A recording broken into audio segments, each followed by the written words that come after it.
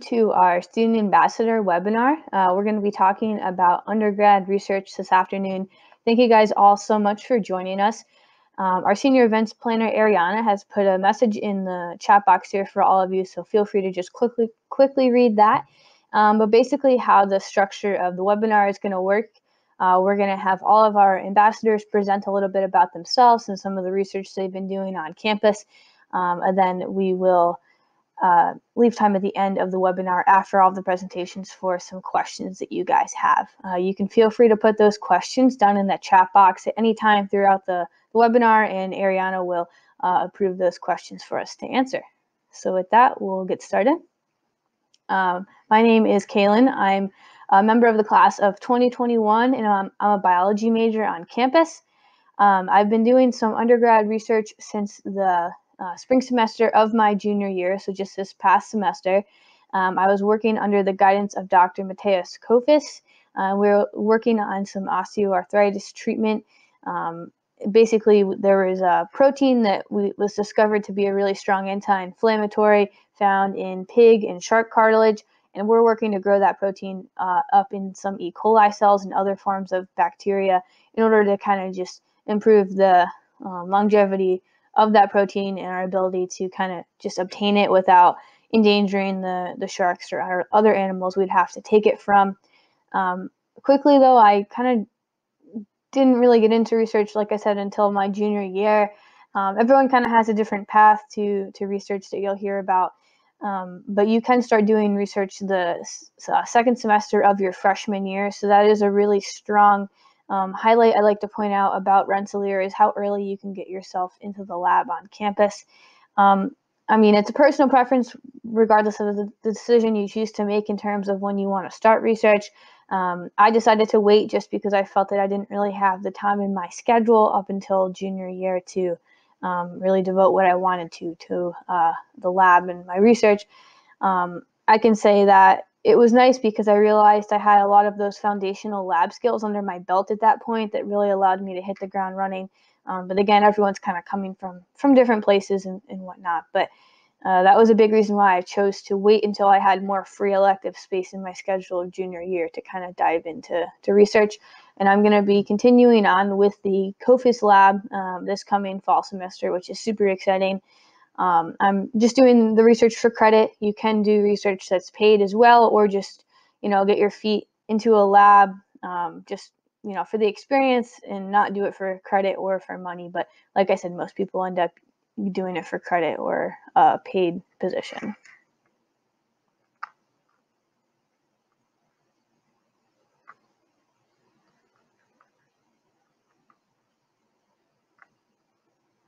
So I'm going to pass it off to Luke next. He's going to talk a bit about his research. And then again, once we all kind of cycle through, we will come back on for questions. All right, thanks, Kaylin. Hi, everyone. My name is Luke. I am actually just graduated with my bachelor's in mechanical engineering just this weekend.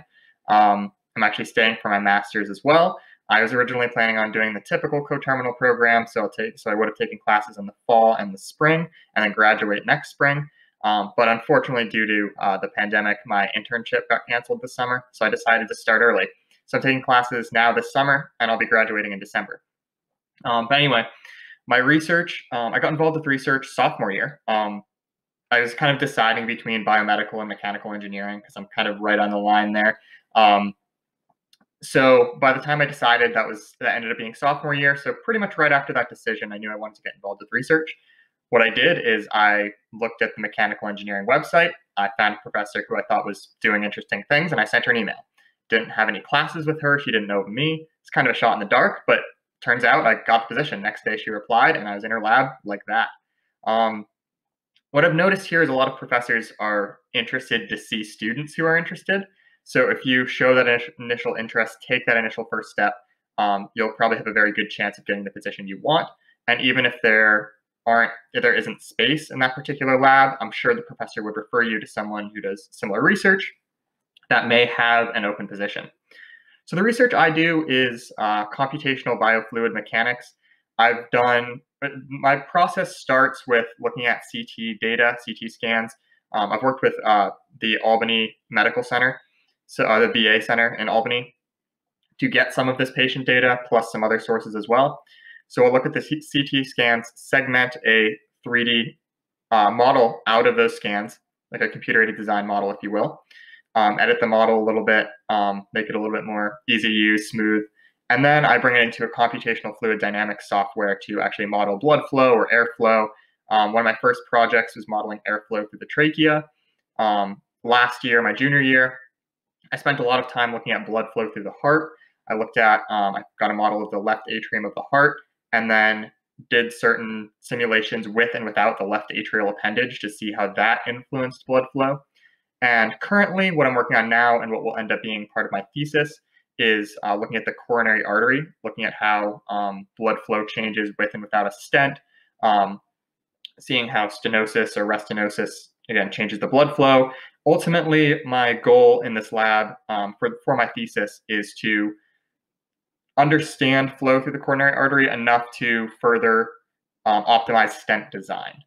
So yeah, I've been working on that this summer, and I'll finish up in December. With that said, I will turn it over to, I believe Grace is next. Yes, Grace is next. All right, hi guys. My name is Grace, and I just graduated with my BS in Chemical Engineering. I finished up on this past Saturday, but I'll be continuing my education at RPI to earn my master's in Mechanical Engineering. But I'll start talking about my undergraduate research. I began in the summer after my freshman year, so summer of 2017. And I was taking a class called Intro to Material Science, and I really liked it, and we had an exam coming up, so I went to office hours to go ask my professor some questions. And while we were there, we got on the topic of research, and he was like, oh, do you want to join my group? I have another spot. And I was like, yeah, of course. So it kind of fell into my lap, and I got lucky that way, but I've been with the same research group ever since throughout my whole time at RPI. And the bulk of my research was studying the effects of different coatings on iron oxide nanoparticles in alternating magnetic field and different polymers. So in the lab, I use a heating press to prepare different nanocomposites in a mold, and then we put them in the alternating magnetic field generator to see the rate at which they heat up and also cool down. And I've attended different conferences for my research, like the IWCS conference in Rhode Island, as well as the APS annual meeting, which was in Boston, Massachusetts. So I've had a lot of opportunities to see what other people are working on and also talk about my work. We also have the undergraduate research symposium on campus where I got to present to friends and faculty, which is cool because they get to see what you're doing in the lab all year long. And now for my graduate research project, I'm working on tribology and wear resistance, which was a project that was started before I began my co-term degree, but I'll be looking at how different nanofillers affect the wear resistance of different polymers and just kind of compare those and figure out which concentrations increase the wear resistance the most, which is really the end goal. My research experience helped me a lot at RPI, both in and outside of the lab. And even in my internship, I did a lot of materials characterization last summer. So the experience that I gained in the lab was really beneficial. So in the pictures that you see in my slide, the ones of all the groups of people are at the different conferences I attended. And then you can see some of the equipment that I use in the lab and the mold that I use.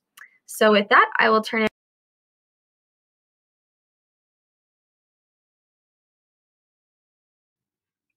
Hi everyone, so my name is Kate and I'm currently a junior studying biomedical engineering.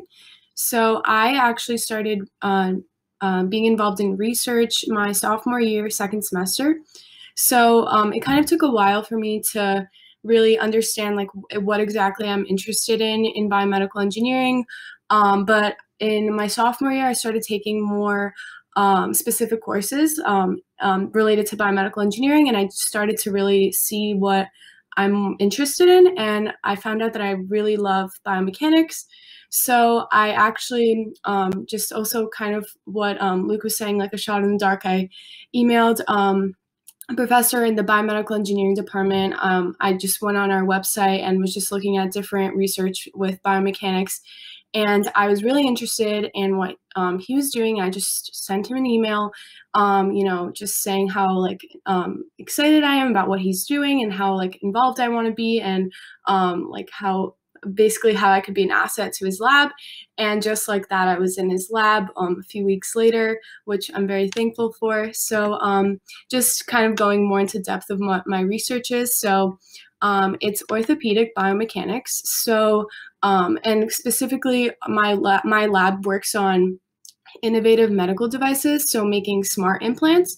I really want to work on, this is kind of like a goal in the future of mine, just to be involved in medical devices and biomedical engineering. So it's really cool to be working on this research and already seeing how just being already involved during like my undergraduate work before I even like start working, and seeing like how medical devices are made and how even like how you talk to manufacturers, and seeing the connection between all these industries, which is really cool. And I'm currently working on a project dealing with a pressure sensor for acute compartment syndrome. So acute compartment syndrome, it's very hard to diagnose with current methods. Like there's like a needle approach, which is not that accurate.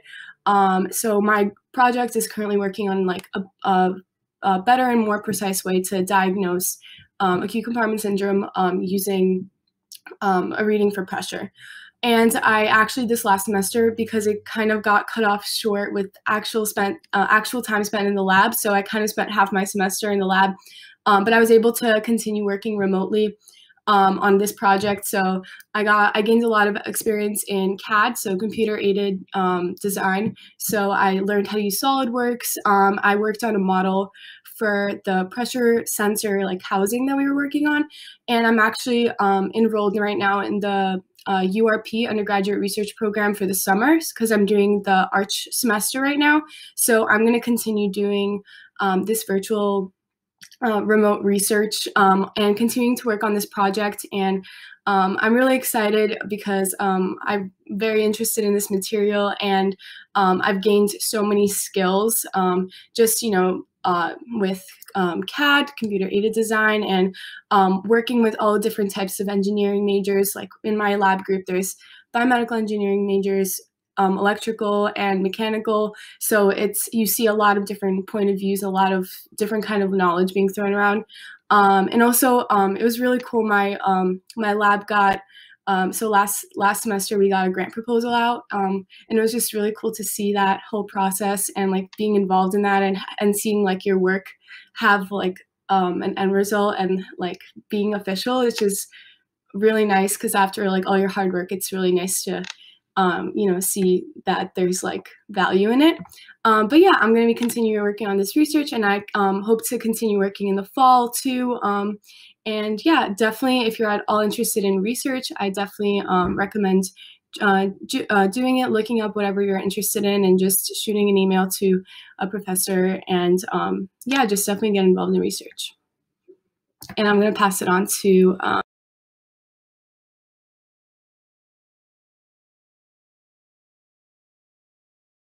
Hi, everybody. My name is Jonathan. I'm in the class of 21. Currently, I'm studying in the physician scientist program here. It's kind of the BSMD program. So this past semester was my last semester at RPI. In the fall, I'll be starting medical school at Albany Med.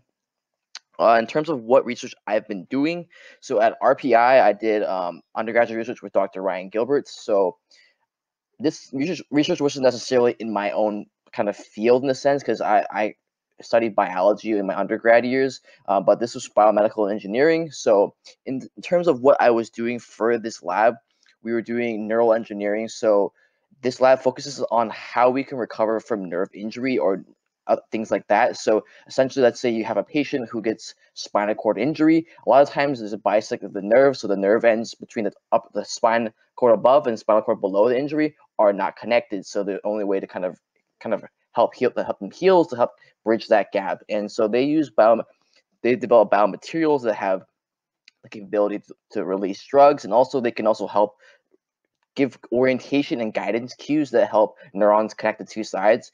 And that's pretty cool research. I started that the second semester of my freshman year, so definitely a little bit earlier than most people. But I also had kind of a good idea of what I wanted to do before I joined RPI because of my experiences in high school. And that definitely helped me get those positions at RPI. and is kind of beneficial for the picture on the right over here. That's actually a picture from my internship last summer in 2019 when I was at the NIH actually. What I'm doing now though, this past year in the fall, I started doing research in medical school. As part of my program, I'm required to do a thesis project during medical school. So this coming summer, actually, I'll be doing research at Albany Med. We're through the coronavirus stuff, we're going to have a little bit of an altered schedule, but I will be doing in-person research, and I'll be continuing my project I started in the fall of this past year. Essentially, my project is trying to develop a new generation of cures for chronic pain patients. So current chronic pain treatments generally involve more invasive methods or also use opioids. And I think we're all familiar with the fact that we have an opioid crisis in the United States now. And it's just not a very effective treatment that people want to use, and that's very safe as well. So we're looking into a new type of technology which uses focused ultrasound. So this is actually a technology that's been used in the 1940s, but initially it was actually used mostly for ablative uses. So it would be actually used to like ablate tumors. So popular use right now is actually to ablate brain tumors. Essentially, these ultrasound waves, when they are propagated, can essentially create a lot of heat. And so that's where their ablative properties come from. But we've recently realized that we can apply this ultrasound externally using like a device like an ultrasound, or like those equipment, like a small handheld device, and it can go through the skin and penetrate to the like nerves or other like nerve roots below the skin. And when you pulse it, it actually prevents that temperature increase. So we actually do not have any of those ablative properties, but instead we can modulate the nervous system to help promote kind of like relief from pain in a sense. And that's kind of what I'm doing now. We're doing an animal model. So I'm doing a lot of rat research. So these rats, we actually perform surgery on them to give them chronic pain, and then we use these equipment and everything to kind of treat it and see how it changes. So like right now we know it works, but we don't know what the mechanism is. So we're trying to find the mechanism so that hopefully we can move it into clinical trials and actually have a use for it for a lot of patients in the future. But that's kind of a summary of my research. And I believe the next slide is actually going to be talking about what questions we have, and everybody else will be rejoining me now so that we can answer these questions together. Also, I believe the chat will be opened up soon as well, so that all the questions that you guys have, will be seen as well. Awesome. So I hope you guys all got a good overview kind of about all of our individual research experiences on campus. Like Jonathan said, we're going to just start off with some questions we have here on the slide, and then we'll try our best to get to all of your questions down here in the chat box, given the time that we have. So the first question on the slide here is, when would be a good time to start participating in research opportunities? Does anyone want to start off with that one? I can start off, sure. So actually, when I was a freshman, my freshman spring, I was technically in the biomedical engineering program at the time. And I did get a research position then. I'm part of the club Engineers Without Borders, and one of the upperclassmen was also a biomedical engineering major, and she told me she had a research position that was open, or the professor she worked with had a research position that was open. So I got involved then. What I realized pretty quickly, though, is that was a little bit too early for me, just personally kind of balancing coursework. I didn't really have my full time management skills down yet. I actually did terribly that semester in terms of grades. But once I kind of refocused sophomore year, I actually switched to mechanical engineering, which was a better fit for me. Didn't really do that well in cell bio and wasn't that interested in it. So I guess my recommendation with that in mind is to finalize what you're interested in, get down your time management skills first, then try to get involved with research. Yeah, I completely agree with what Luke said. I think another kind of big reason why I chose to also kind of delay my research a little bit, I wasn't super sure about what I was interested in when I came into RPI. So I think, like Luke said, kind of figuring everything out and getting your feet on the ground is really important. My academic advisor pretty much said, like, yeah, I'm not allowing you to do research until, you kind of get settled and everything, because I was, eager to kind of see our biotech building and get myself into one of those labs and that kind of thing. But yeah, that's why I did kind of choose to wait, and I don't think there's any harm in that. And you can see just by everyone on the panel today how successful you can be doing research at RPI regardless of when you start. So next question, looks like the second bullet point is pretty much related to what we were just speaking of. What are some ways students find balance between their undergrad research and classes? I think that this pretty much just goes hand in hand with kind of any time management that you would have to develop. Personally, I only take like 2 to 3 credits of research per semester just to not overload myself too much. Anyone else can speak to this though if they want to. My research is actually, oh, sorry, Kate, do you want to go first?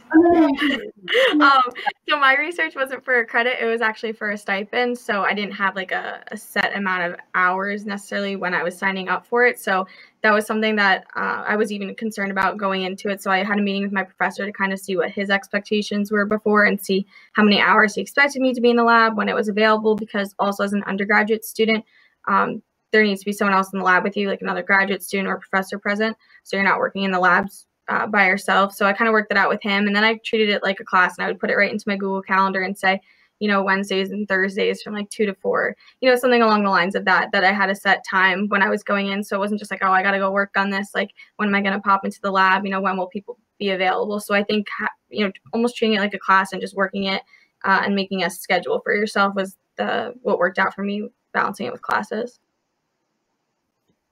Yeah, kind of similar to what Grace was saying. Like, I had a meeting with the professor that I was working with, and he kind of just laid out what the like time expectancy would be, like how many hours in the lab I would have to be, and like you have like lab meetings and stuff, and there's definitely a lot of consideration on both parts of like schedules and stuff, but this is a time commitment. So I feel like if you're going to be doing research, then you kind of have to be prepared for that, and you have to treat it seriously and like set aside, make sure that you have enough time for it, which kind of goes hand in hand with like maybe if you're overwhelmed freshman year and you know, it's very common to, you know, struggle a bit like freshman year adjusting to like your classes and figuring out how to like manage your time. So by the time you're like a sophomore, junior, you kind of have more experience with time management. So definitely go into research seriously with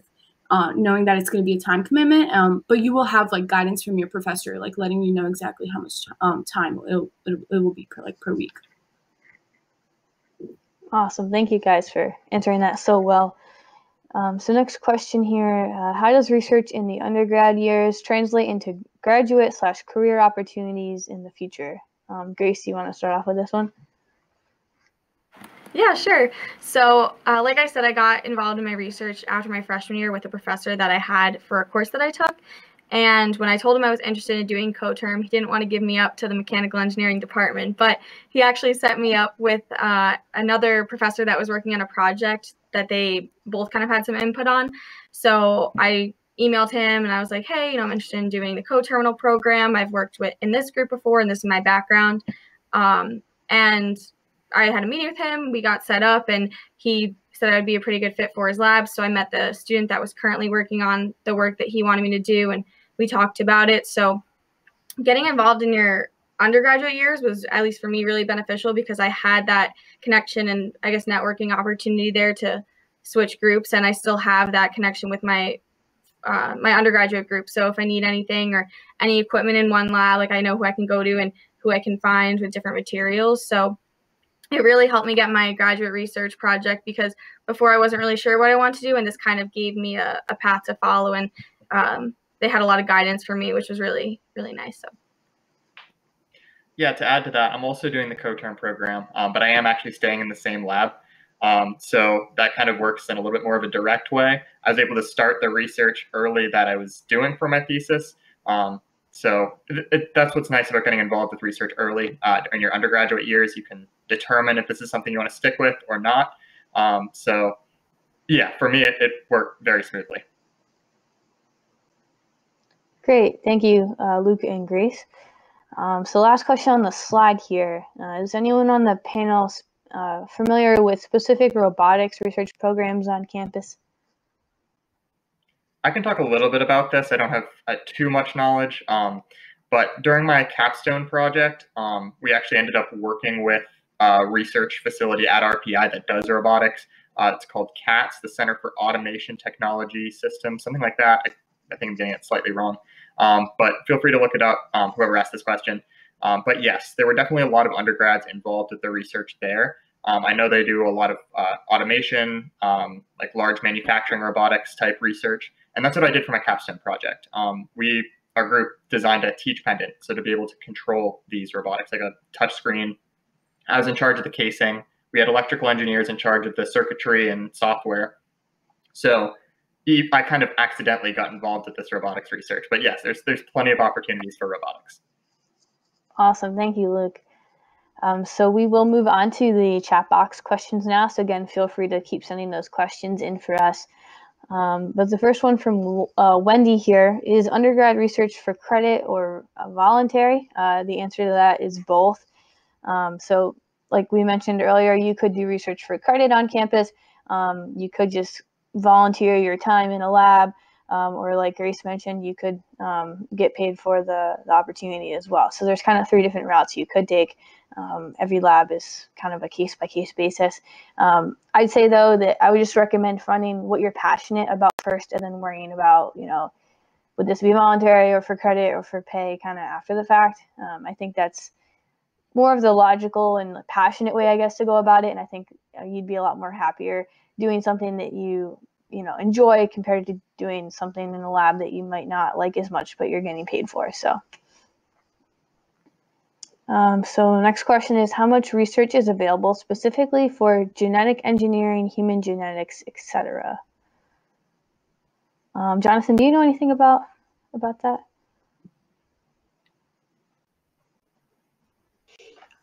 Yeah, there's some research on it. I would say it's definitely more towards genetic engineering, things like that, is because of its overlap with biomedical engineering for sure. There's a lot of labs like overlap between the bio and biomedical engineering departments. There also is some human genetics. I believe we recently got a sequencer on campus, if I remember correctly, and also we have a new RNA-seq machine as well. So these were added recently to help fund a genomics core on campus now. So I'm not sure how that's being impacted by COVID though, because these plans were being made in the spring of this past this spring right now, and I'm not sure if they went through with it or not yet. Great, thank you, Jonathan. But yes, there's research for that. Okay. Also, too, just kind of like a blanket statement, in particular for like the genetic engineering, like biotech side of research. Our Center for Biotechnology and Interdisciplinary Studies actually has its own website with a comprehensive list of all the research that's going on within like the bio department, the biochem, biophysics, kind of just like the blanket bio area. That's actually how I kind of decided on what I wanted to do research on and how I initially got in touch with some professors. So that's a good resource for you if you're looking more at the genetic engineering side of things too. As a more general question, what are the principal focuses of research at RPI? That is, how would you describe the focus of most research and development and its prominence, availability? So I think maybe, I'm not sure if you're trying to touch on like the difference between academic research and research within like a company or a commercial setting. So I can say, at least from my knowledge, academic research is more based on pretty much publishing your work and saying, showing others what you've done, where obviously if you're doing research for like a startup biotech company or any kind of company out there in the real world, they're more focused on getting a product to market and less about the publishing kind of along the way. Did anyone interpret that question any differently and want to add in? Okay, awesome. If we didn't if I didn't understand that question, Gabriel, please feel free to reword it and put something else down in the chat box for us. So how much of your research experience was delving into your own ideas as opposed to advancing knowledge of an idea of your professor or graduate mentor? That's a good question. Does anyone want to start off with that one? I can. My professor was really great at from the very start. He was just I'm not gonna say every single thing you're gonna have to do. This is not what research is. It's not what you signed up for. Like he wanted to give, he likes to give like the lab as much creativity as possible, and like, because that's what's so great about research. Like through that you can find out and figure out so many different things. So definitely you're given a lot more freedom with using your own ideas. I mean, there's still obviously guidance from your graduate mentors and the professor, because they have more knowledge. But at the same time, that doesn't stop them from like giving you the freedom to figure new things out too. Awesome, thank you, Kate. I think too, kind of, if you are more interested in a lot more freedom in the lab, pursuing some sort of PhD program might be best. But like Kate said, there's a pretty good balance between independence and kind of what you're told to do in the lab as an undergrad, which is really nice. So next question here, have you ever had to choose between two different labs, and if so, what criteria do you keep in mind? Has anyone had that experience?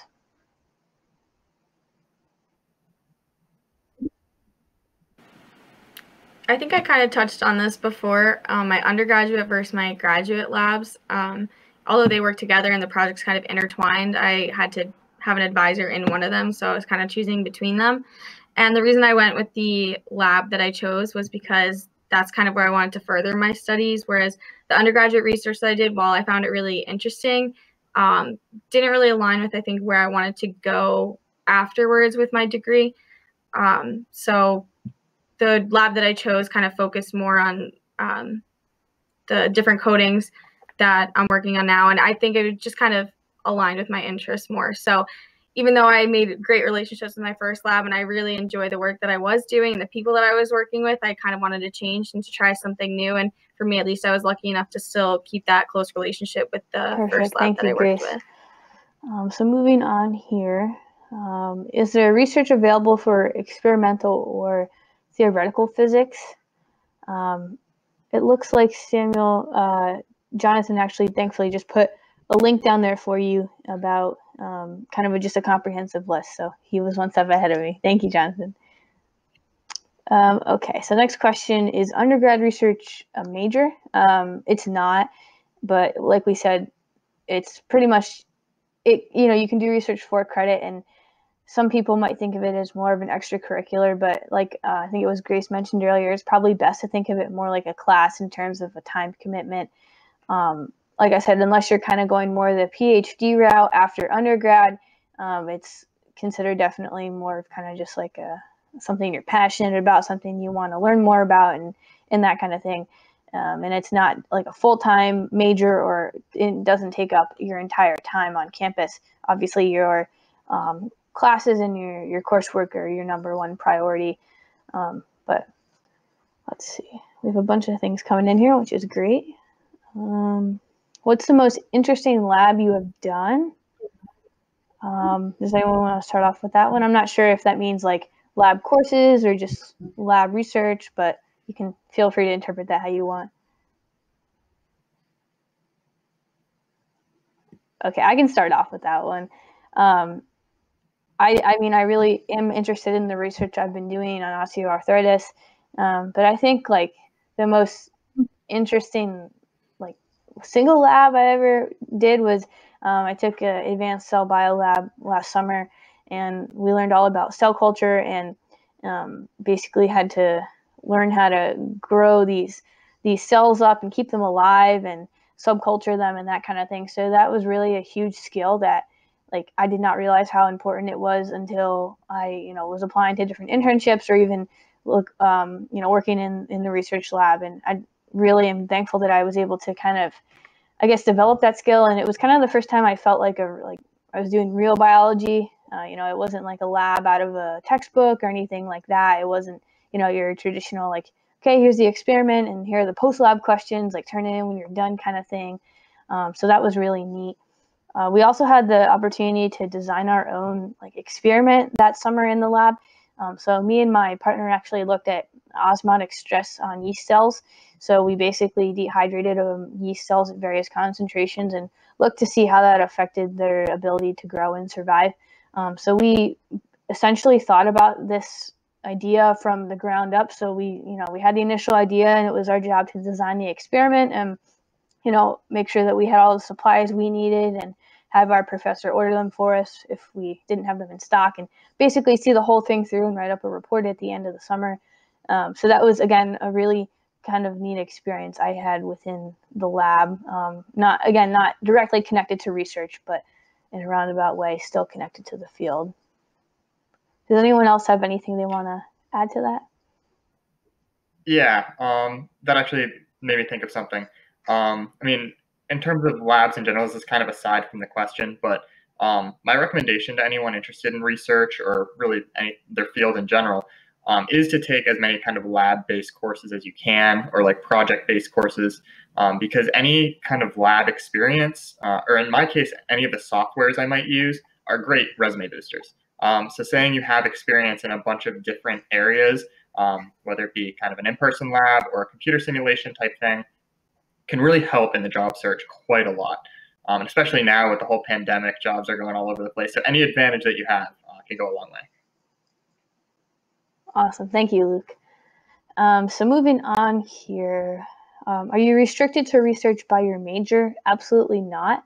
That's the really cool thing about research at RPI is you can do research in any department you want. It's all about what you're passionate about. So that's a really cool thing to point out and be aware of for sure. I'll actually add to that as well. And even within the department, so my research is technically in the mechanical department, but it is very much aligned with the biomedical side of that. So even if you do stick within the department, it'll be very interdisciplinary. There are a lot of different options for research. So yes, you can go out of your department, but even if you stay in your department, there are so many different options. So another question here is computer science and modeling a major factor in all research disciplines? For me, at least the research I've been doing within more of the bio side of things, not so much, but I have seen instances where it has been directly applicable. I think that's honestly just the way of the future nowadays, is understanding like computational biology and the way that computer science can really interact with so many different things. I don't know if I'd go as far to say that it's a major factor. I think it could be one if you made it one, but it doesn't necessarily have to be. Personally, I know very little coding. I only know like one coding language, and just learned it this past semester when I took biostats. So I kind of try and stay a little bit further from the computer science side of things, just because I'm not a huge fan of it. But like I said, it's kind of, I guess, up to you in that sense. Does anyone want to talk more about if they, computer science and modeling being related, if it is at all, to your research?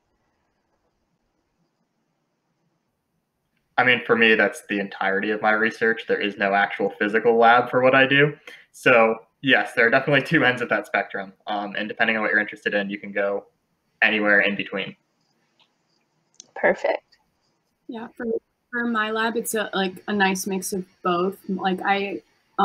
It's good time spent in the lab, but also modeling too. So it's nice to get both of those skills. But there's also like so many different types of research going on campus. So not every lab is going to be the same. Perfect. So another question here from Dana. How much time do you typically spend in the lab per week? Are professors generally flexible with times depending on what works for you and classes and whatnot? Absolutely. Like I mentioned, I have done 2 to 3 credits of research since I've been involved with it. And, every credit hour equates to 1 hour in the lab. So it's definitely really doable. What's nice is I actually had Wednesdays off last semester, so I was able to kind of keep Wednesday open for research and time to be in the lab. And basically, once I kind of got my feet in the door a little bit, I talked to the graduate student I was working with, and we basically just compared schedules and decided on a time every week, and our lab meetings were the same time as well. So yes, they're very flexible, and they also understand that we're undergrads and that we're not going to have the time to dedicate all of our life into the lab like some of the PhD students are doing. So they completely understand that and are definitely very flexible and accommodating for sure. So Jonathan is just on top of the game here. He has put some links down there for Rohan and Joseph for some computer science research. So feel free to check that out. Thanks so much, Jonathan. Like Ariana mentioned, if you guys have like any general questions about RPI or anything about us as people or anything in general, feel free to put those down there for us as well. We still have a good amount of time left in the webinar. So another question, is research more collaborative, or are you sent to work on different parts of a project separately and converse later?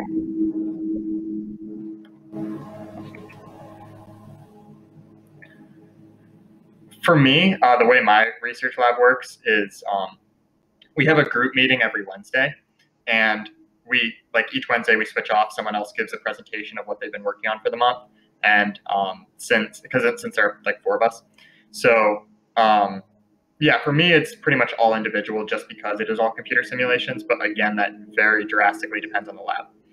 You could definitely have a project that's where there's a group, especially if it is a more hands-on thing. But for me, it's pretty individual, and we just kind of present to each other every few weeks. Yeah, my lab is pretty much structured in a similar way to Luke, but it is more kind of hands-on and in person. So we also do have those lab meetings once a week when we rotate presenters. Typically, though, when I am physically in the lab, usually my grad student that I'm working with is in there with me or kind of floating around doing other things. And typically there's a couple other undergrads in the lab that are also working on different parts of various projects. So we're all typically doing different things, but we are usually in the same lab space and lab area together, and have that interaction. We also all share the core area down on the bottom floor of CBIS. So the core is where like all of our big machines are that everyone in the building shares. So you do kind of have that opportunity, I guess, to use more like communal spaces as well. So if that kind of gives you an idea of collaborative versus independent. My lab was pretty collaborative. So we had like the entire lab team there were like 4 groups, and my lab group, there were 3 people. So I worked with a graduate student and a PhD student. And like everyone else says, we have lab meetings. So every Wednesday, all the lab groups would come together, and they would kind of update everyone how like the progress, what we're doing, and we would kind of all give input and feedback on everyone's project. So it was definitely really collaborative, and you're not just like focusing on just your project, but you can also see the progress of other projects too.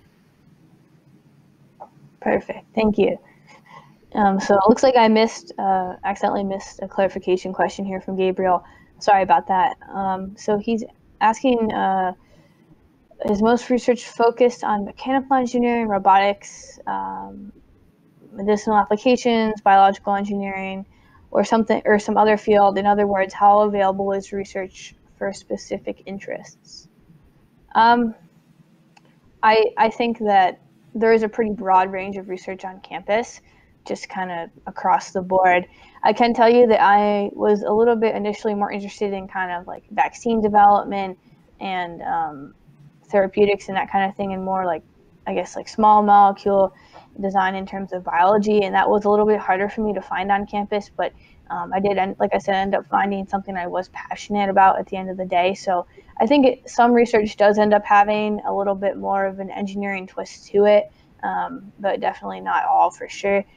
If you do have anything in particular though that you're interested in, definitely let us know, and we can figure out if we do have something similar to that or like it on campus for sure. To add to that, I kind of see the point of this question. Like, I realize that 4 out of 5 of us do something kind of biomedical related. Grace probably being the only one who's kind of outside of that, but even not too far with chemical and mechanical. So maybe this isn't necessarily the best representation of like the wide range of research we have here on campus. But my recommendation would be to kind of look at the website, look at your specific major's website, look at each professor, and you'll realize very quickly they're all doing very different things. And all of them, if not most of them, are always looking for students to join their lab and help out. So yes, maybe this isn't the best representation, but there is plenty of options in every discipline we have here at RPI. And even to add on to that, I think a lot of people assume most of our research opportunities are just in the School of Science or School of Engineering, but the School of Humanities, Arts, and Social Sciences, or HAAS, even has different opportunities that you can look into. And every school has something. If you talk to your professors, look and see what their projects that they're working on. I can also kind of piggyback off of what Grace said. I actually have a friend that is a biology major, and she's been doing research within the cognitive science department, looking at Tetris, the game Tetris, seeing how it affects your brain and whatnot, and kind of just like the different neural pathways. I'm not super familiar with what she's doing, but needless to say, she's working in more of the cognitive science side of things, which is really cool. So next question, how do you think that undergrad research for new students will be affected by COVID-19 pandemic? That is a question that no one can really answer at this point. Jonathan might be able to speak about kind of his experience with med school research and kind of how they're, I guess, compensating and figuring things out. I am actually going to be starting some research for a startup biotech company down here in Chapel Hill, North Carolina, in a couple weeks. And I can tell you that we're still going to be able to go into the lab and do work. My boss is pretty much just like splitting us up 6 feet apart, making sure we all have hand sanitizer and gloves and masks and whatnot. So I think, research is still able to definitely be done as long as you're careful and cautious about it. It's usually not too good in any circumstance to be like right on top of each other in a lab anyway. So like I said, kind of hard to predict the future and what our PI is going to decide. But hopefully, fingers crossed, things kind of stay semi-business as usual. Jonathan, do you want to share anything that you guys are doing over at Albany Med? Yeah, so in terms of what we're doing, basically doing the same thing. We have schedules, so we blocked out time during the week. So there's how many people? I would say most of our lab is undergrad. We have because our Albany Med labs are a little different in a sense. In the basic science department, there's not as many PhD students since it's definitely more of a school focused on MD training, but we do have a PhD program as well. But my lab only has one PhD student, and one lab manager, and then my PI, and then I think there's 3 other undergrads, and there's a bunch of other summer students as well.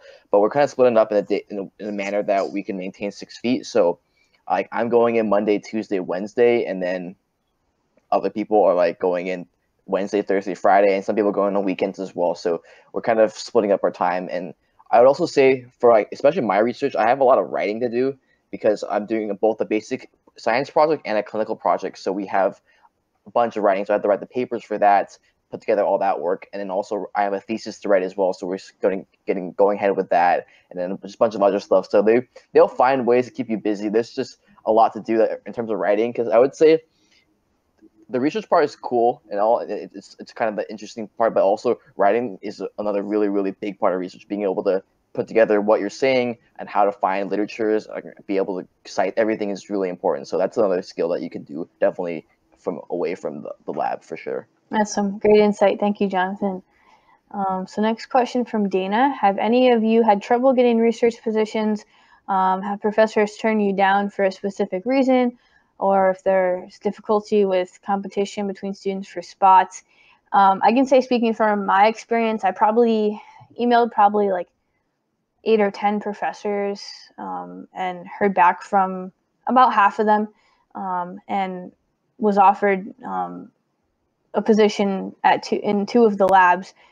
So I was turned down by a couple of them just because of availability. But I think, like we've all mentioned before, there's so many different research opportunities on campus and so much research happening that as long as you're persistent, you're bound to find something that works for you and mutually works for the professor and the lab in terms of space and availability. But it's not super cutthroat or super difficult to get research on campus at all, which is definitely a positive for sure. Does anyone want to add to anything?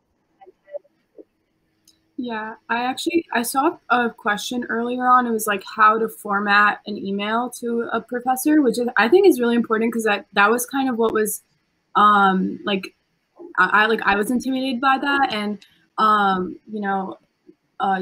it's definitely important to make sure that you kind of do your own research before when you're actually emailing the professor, letting them know exactly why you want to do the research, and like it's not just like, hi, I'm interested in this, like let me in. Like, no, you have to have like like a bunch of specific reasons. I would also include your resume. That's what I did.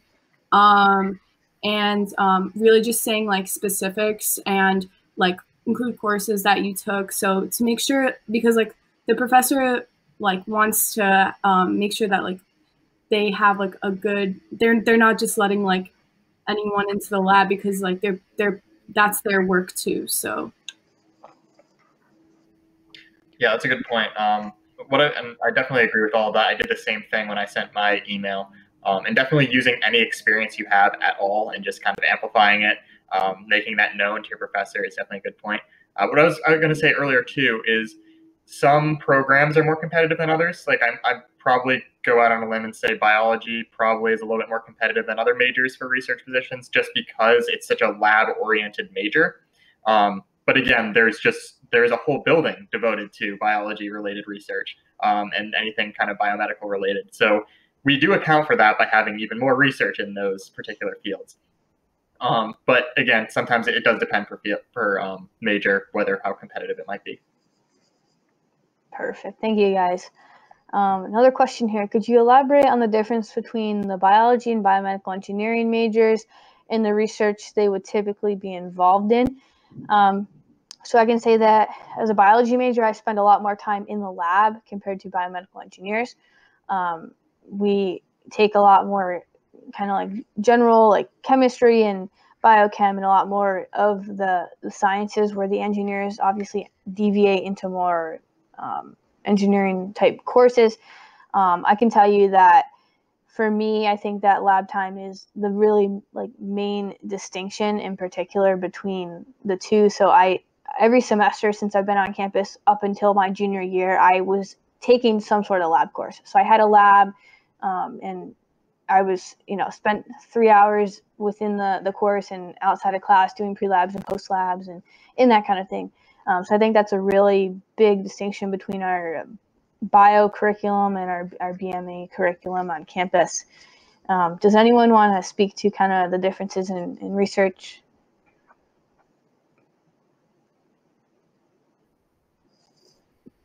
I can do it. So I would say biomedical engineering is more of creating something that can fix it. So let's say in terms of like biomechanics, you create like a prosthetic arm, something like that, or like biomaterials, where we develop a material that can help treat the disease or whatever it is. But in terms of biology, I would emphasize it's more about understanding the process behind it. So it's like understanding why we get Alzheimer's, why we get, let's say, spinal cord injury, something like that. We understand in that aspect. But like the engineering aspect is like how do we fix it? I would say biology has some of that in terms of drug development and things like that, but it is not as focused on that as biomedical engineering is. Yeah, to add on, because like I'm studying biomedical engineering. I'm in a biomedical engineering lab, so I definitely spend less time in the lab and more time like outside of the lab, like doing modeling and working. Like I do spend some time in the lab, but definitely not as much as biology majors, because I think Jonathan brought up a great point. It's like biology majors look at more of the process, while biomedical engineering is kind of like the before the process. You want to make sure that everything is set up right, if that makes sense. So yeah. Perfect. Thank you, Kate and Jonathan.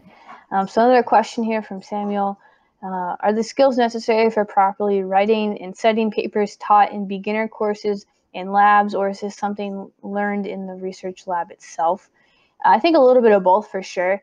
I can say in a lot of my introductory lab courses, especially that advanced cell bio lab I took last summer, I really learned how to write effectively in a scientific way, but also still communicate my ideas in like more of a kind of traditional like way that someone that doesn't know anything about what I'm doing could understand. So kind of finding that balance between like the nitty-gritty science and more of the plain English is definitely a skill that you do have to develop. But yes, for sure, your professors can help you out with that for sure. Even when I took like lower level cell biology and the lab that came along with that, I learned how to write up lab reports and that kind of thing too. I know that I didn't have to do this, but my friend that was working in a different lab this past semester actually helped write a grant proposal for her lab and the work they were doing. So again, you kind of do get that experience both in research and outside of that in the classroom as well. Does anyone want to add on to that at all? Yeah, I'll add to that a little bit. What I noted too is I was, because I'm starting my thesis soon, it's like over 20, 30 pages of just a research report. I realized that RPI does have kind of a template for like a checklist for writing a thesis. So obviously it's a very specific thing, but I do have a pretty clear guide of what's expected of me, how to format it, how to, use references in the correct way. In addition to that, as an undergraduate, you're required to take 2 communication-intensive courses throughout your time at RPI, one within your major and one outside your major in the Humanities, Arts, and Social Science department. So what this means is that course, if it's distinguished as a communication-intensive course, that means you either practice writing, public speaking, anything like that.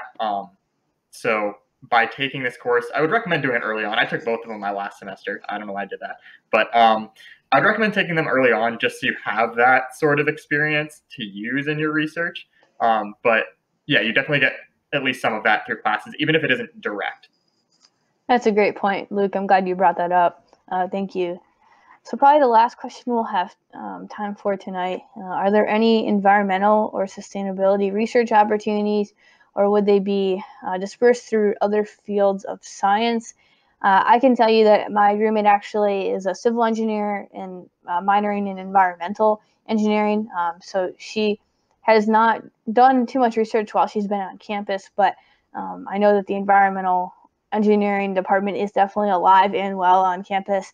I also learned a little bit more about kind of the ecology side of our bio department when I took biostats this past semester, because my professor, Dr. Farrell, is actually really involved in more ecology research. He deals a lot with like frogs and how much they croak in different ecosystems and environments, and looks at the different like levels with that. I'm not too sure again exactly what he's doing, but my eyes were definitely opened to those different kind of ecology opportunities for sure that I wasn't actually too familiar with before I took a class with him. So we definitely do have that on campus for sure for you. But thank you guys so much for joining us this afternoon. We're so glad that you guys are interested in RPI. If you have any other further questions that we didn't get to in the webinar, or maybe if you joined us a little late, feel free to look at the email addresses that Ariana is listing below down there in the chat box. But best of luck with everything in your futures, and keep an eye out on our Instagram and Facebook and whatnot for other virtual events like this one. Have a good night.